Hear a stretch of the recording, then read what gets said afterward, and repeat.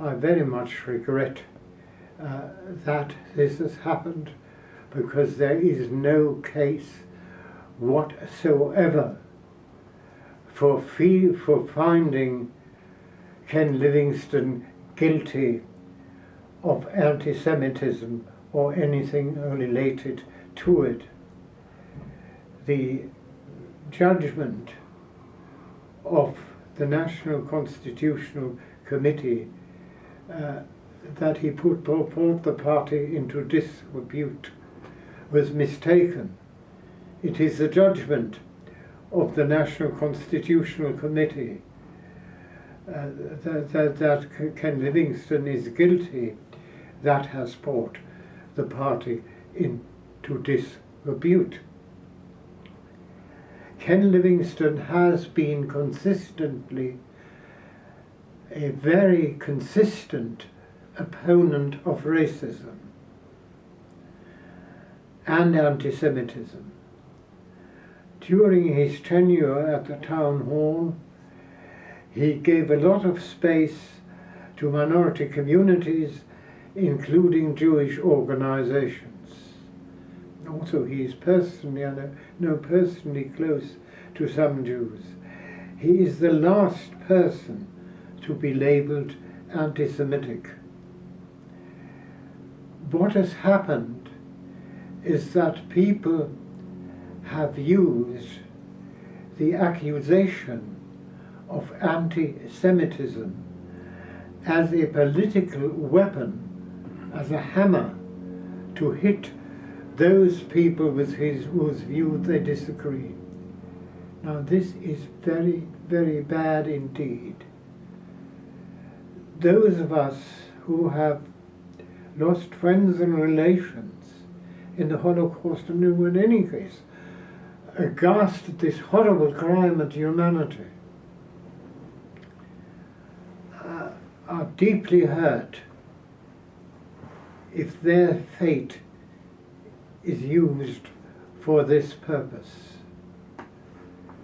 The victims of the Holocaust had all sorts of political persuasions and none. Right, there are two motives. First of all, the government of Israel tries to label anybody who is critical of its policies as anti-Semitic. And indeed, a few weeks ago it came out that one of the attachés to the Israeli embassy had the job of trying to, smear a civil servant who's not very friendly to Israel, and smear some conservatives who are not very friendly to Israel. They're doing the same thing through the Labour Party. In the Labour Party, they use the so-called Jewish Labour movement. They have been fellow travellers with the mainstream Jewish Labour Party always. Now, the mainstream Jewish Labour Party has a very bad record. It was responsible for the Nakba. It is true that it has sometimes made overtures towards peace, but whenever it has to choose between Jewish ethics and 19th century nationalism, 19th century nationalism has won out. In fact, I have no high regard for the Israeli Labour Party. I have high regard for Israelis like Uri Avneri, and in fact yourself, who have opposed, the oppression of the Palestinians. A very high regard for them, and also for milder critics of the Israeli government. And the Jewish Labour movement was probably behind this letter, I suspect.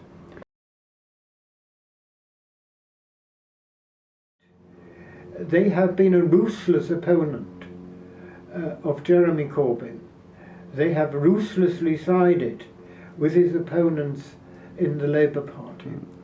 Now, as far as Israel is concerned, historically, over the years, The Guardian has had a better record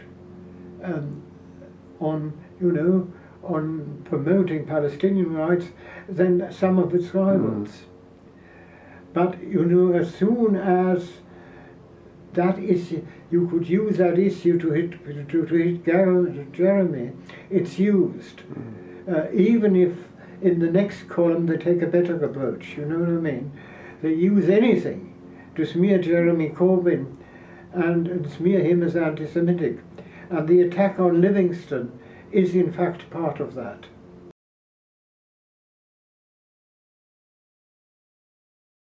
As well, of course it's true that Zionism, since this is such a, you know, mainstream Zionism, but there are parts of Zionism which are actually, you know, quite pro-Palestinian, but mainstream Zionism since 1895 has tried to label anybody any non-Jew who is opposed to Zionism as anti-Semitic, and any Jew who is opposed to it as self-hating. Both of these claims are ridiculous. So it was an inherited strategy. But you see, the Holocaust, I think, has changed everything. And this is no longer a harmless thing. It's an attack on people like myself and the people who are indeed concerned about the loss of 6 million Jews. To use them as a political tool is awful. No, it's just awful. You and some of your friends hold those opinions which you have spoken about, and yet in the Jewish press, like the Jewish Chronicle, etc., we can hear no voice of that kind. That must be quite frustrating sometimes. It is.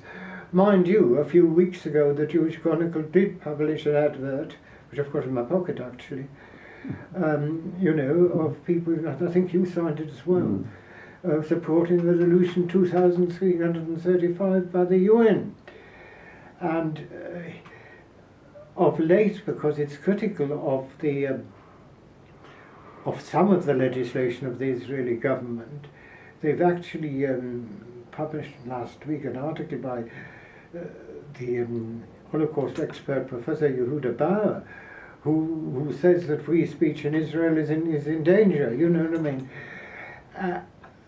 But in the past, when, you know, Jews for Justice couldn't got adverts in, had to use The Guardian because they couldn't use the Jewish Chronicle, wouldn't print it, and of course very often critical letters weren't printed.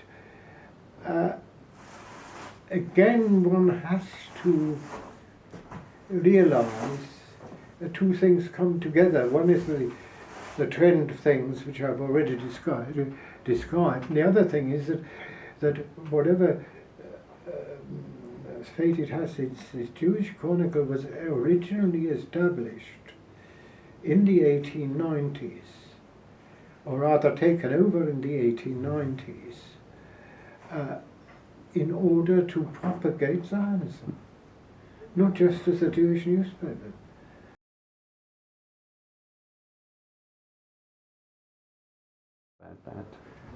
Well, colonialism is nothing to be proud of.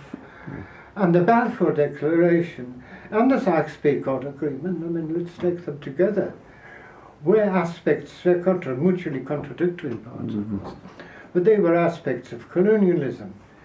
And, you know, the British at the time were determined to get a foothold in Palestine.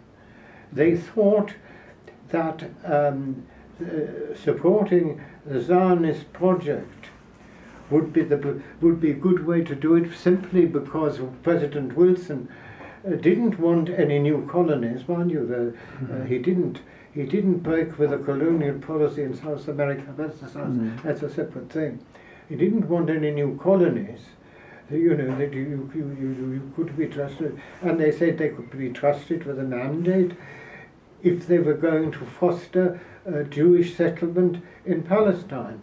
Now, the colonies, Jewish colonies in Palestine, would have been a problem for anybody ruling it, whether you had the Balfour Declaration or not.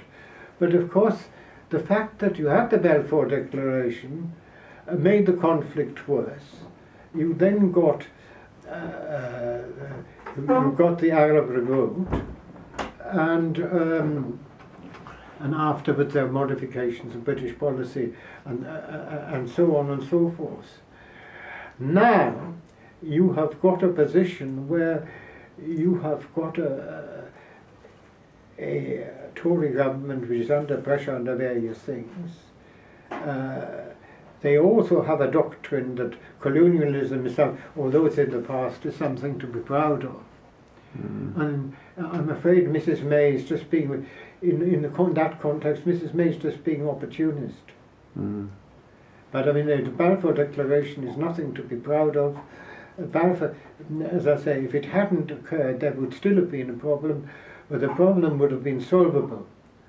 The problem would have been solvable. The Balfour Declaration made things worse.